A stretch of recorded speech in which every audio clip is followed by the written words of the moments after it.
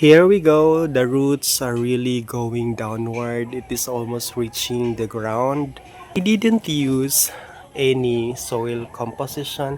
I just peeled the outer stem of the ficus.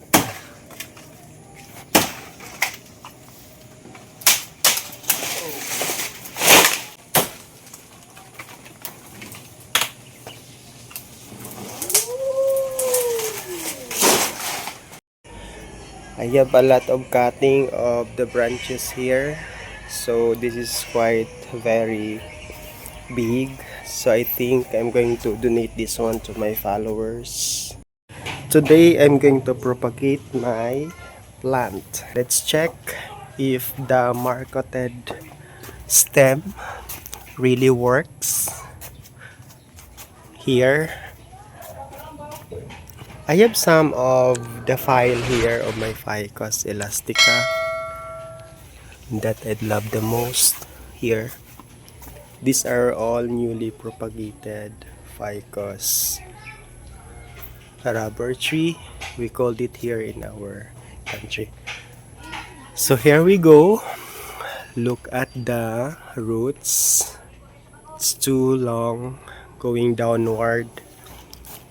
It's really successful of 3 weeks of my marketing strategy. I just removed the outer part of the stem of this ficus without covering the peeled part. I did not use soil or even covering it using the transparent cellophane.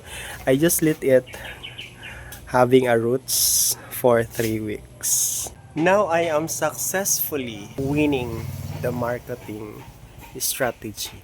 Without covering the Ficus elastica, can produce more roots. Look at this. So it's time to harvest.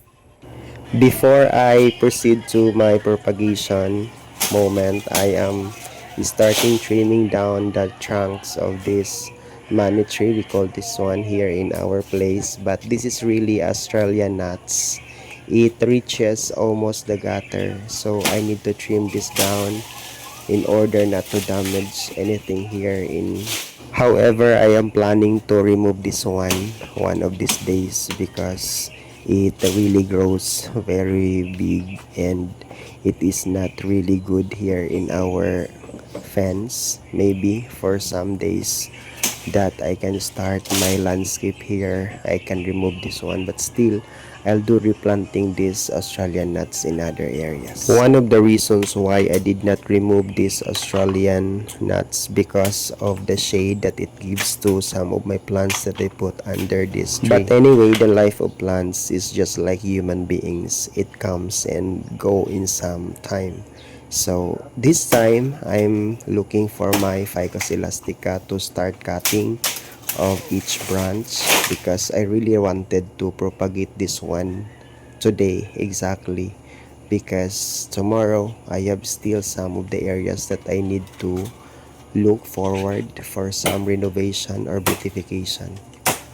I am struggling in cutting of each branch because it has a lot of branches and it is really tall and very big, and there are also wires of our neighbors that I need also to skip for not to damage their wires because they really need the connection and also the electricity.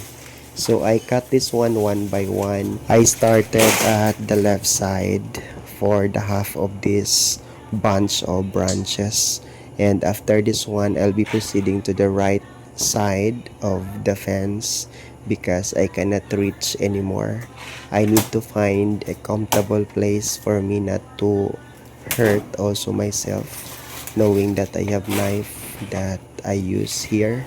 I'm done cutting the half part of this Ficus elastica burgundy, and I also started trimming the mother part of this Ficus elastica because I want to do a second harvest for this before I will remove this one totally here in my garden. Struggle is real, but gardening is really giving more fun to all planters. So this is the last branch that I'm going to take out here, and after this one I'll proceed to the right side of the fence because I cannot cut it in the left side. So I started removing some of the leaves here before I cut the peeled part, just to remove everything that I marketed last month. So this is the second one that I'm going to cut. It is bigger than the first one, and the last branch that I'm going to cut, this is where the wire of our neighbor is being attached.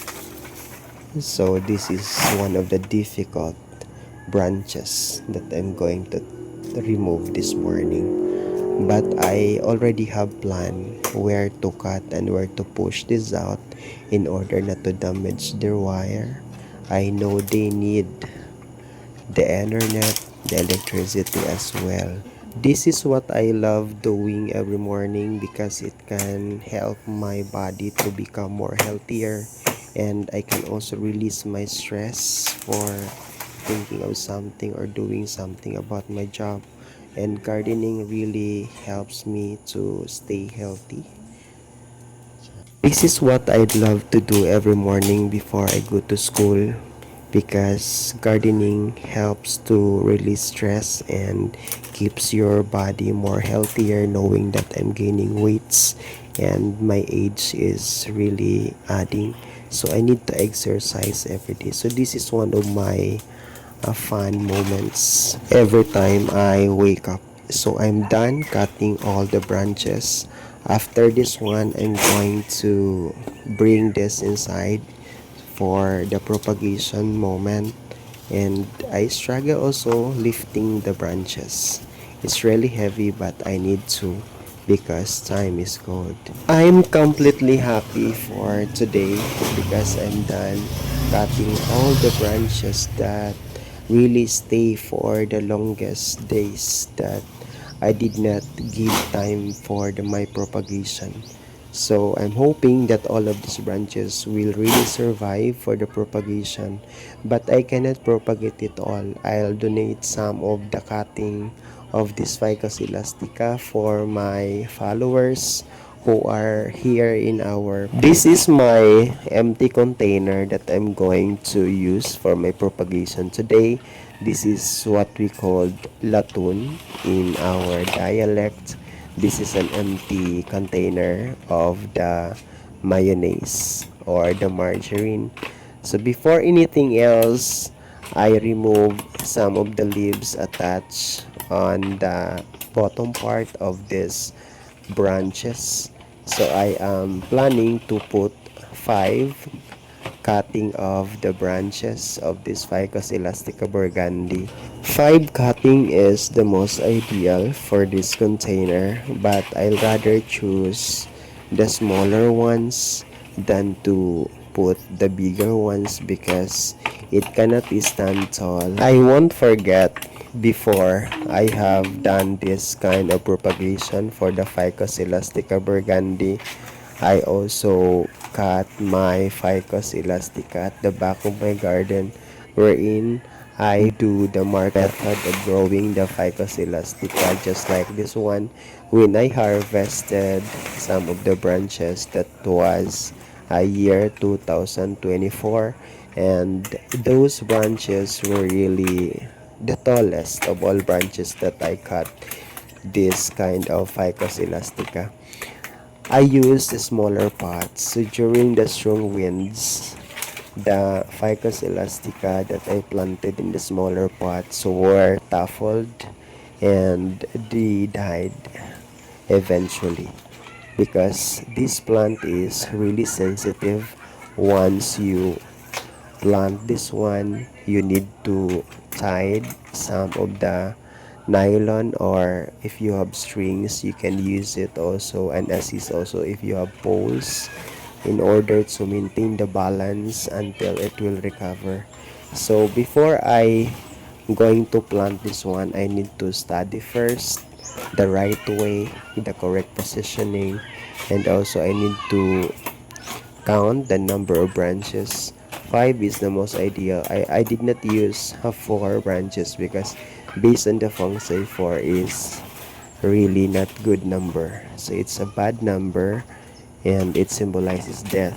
So in every time you want to plan, or shall we say, you need to give some of your collection of plants to your friends, make sure do not give for stocks. I have prepared everything. My biggest pot here, I recycled this one, and I have my soil, one pail and one basin. And early this morning I put one basin of this soil. So let's start planting.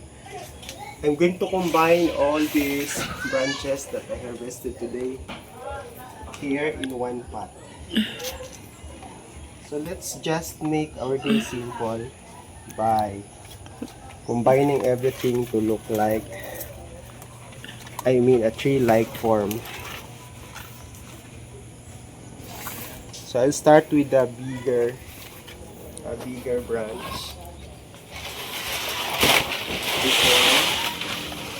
So I'll put this one in the center. This is really the normal noise when you live in the province. There are some vendors who are selling their products. They will really shout of the name of the product. But I am enjoying seeing them that they're really doing their business. But I'm also doing my business here in my garden. I don't bother those sounds, but I rather continue my work. Combining some of the branches of my cutting of this Ficus elastica burgundy is one of the tiresome parts of doing my vlog, because I need assistance from my team here in my YouTube channel. I'm getting also the soil, and I call them to assist me in doing my propagation because I cannot do it alone. It's really hard to finish this kind of segment of my vlog. It is feeling good that yesterday I have prepared already my soil that I'm going to use for my propagation today. I also prepared all the materials that I'm going to use. That is why it is easy for me to continue my work. It is a time consuming part because the pot is very huge and it takes a lot of amount of soil that I need to pour inside just to fill in the gaps inside the container. This is my third round of getting the soil that I stuck at the back of my garden, because last year we had undergone construction of our comfort room at the back of the house.